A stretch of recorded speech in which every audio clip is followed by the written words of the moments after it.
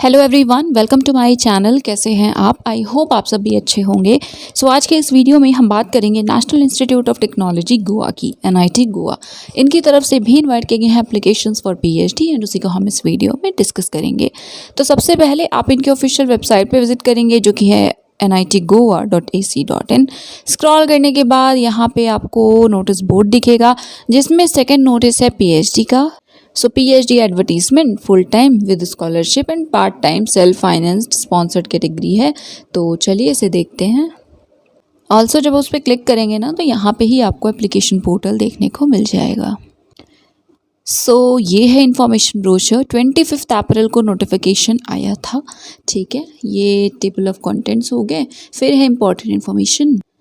Departments में CSC है, computer science and engineering, then electrical and electronics and communications, civil engineering, mechanical engineering, applied sciences and HSS.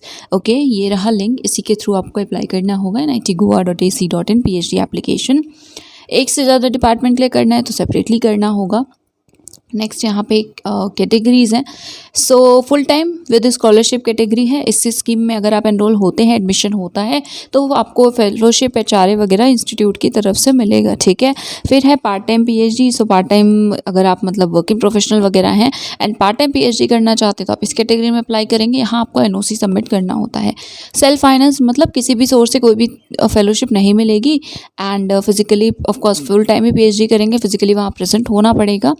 Sponsored में है full time PhD program. Again फिर यहाँ पे scholarship आपको नहीं मिलेगी बट कोई और ऑर्गेनाइजेशन आपको स्पॉन्सर करेगा। ठीक है, नेक्स्ट है एलिजिबिलिटी। इन डिपार्टमेंट्स के लिए मास्टर्स डिग्री रिक्वायर्ड है, 6.5 CGPA 60% मार्क्स के साथ। SC ST के लिए 6 CGPA रिक्वायर्ड है। ठीक है, मतलब 5% रिलैक्सेशन है। ऑल्सो 60% मार्क्स जो है ना वो बैचलर्स मास्टर्स दोनों लेवल पे होने चाहिए। एक्सेप्शनल कैंडिडेट्स जो भी हैं, जैसे अगर आपका CGPA 9 या उससे ज़्यादा है बीटेक बीई के साथ, बीटेक या बीई में, तो उस केस में आप भी एलिजिबल अप्लाई कर सकते हैं।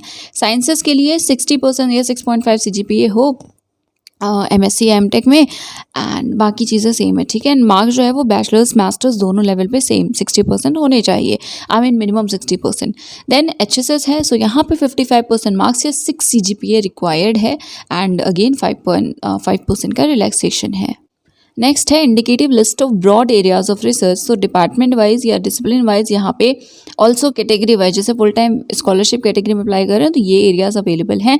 अगर आप इनमें से किसी एरिया में चाहें तो अप्लाई कर सकते हैं, रिसर्च कर सकते हैं। नेक्स्ट है part time self finance category, तो इनके लिए ये एरियाज हैं।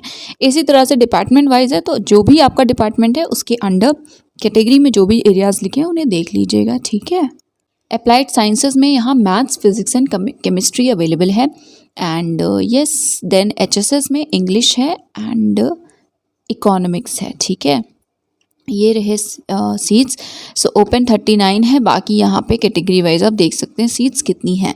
इंपॉर्टेंट इंस्ट्रक्शंस तो देखिए, जिनके पास इंस्पायर फेलोशिप है या UGC JRF वगैरह हैं या ऐसे कोई और फेलोशिप है तो आप फुल टाइम कैटेगरी के अंडर अप्लाई करेंगे एंड वैकेंसी कितनी भी हो आप सभी अप्लाई कर सकते हैं। ठीक है, बाकी भी कुछ पॉइंट्स हैं तो इनको देख लीजिएगा। सिलेक्शन प्रोसीजर, ओवरऑल एकेडमिक जो भी परफॉर्मेंस रही है आपकी प्लस रिटन टेस्ट होगा तो उसके बेसिस पे आप क्वालिफाई करेंगे फॉर द इंटरव्यू। ठीक है, नेक्स्ट यहाँ पे है फी स्ट्रक्चर। आप देख सकते हैं PDF पे विजिट करके।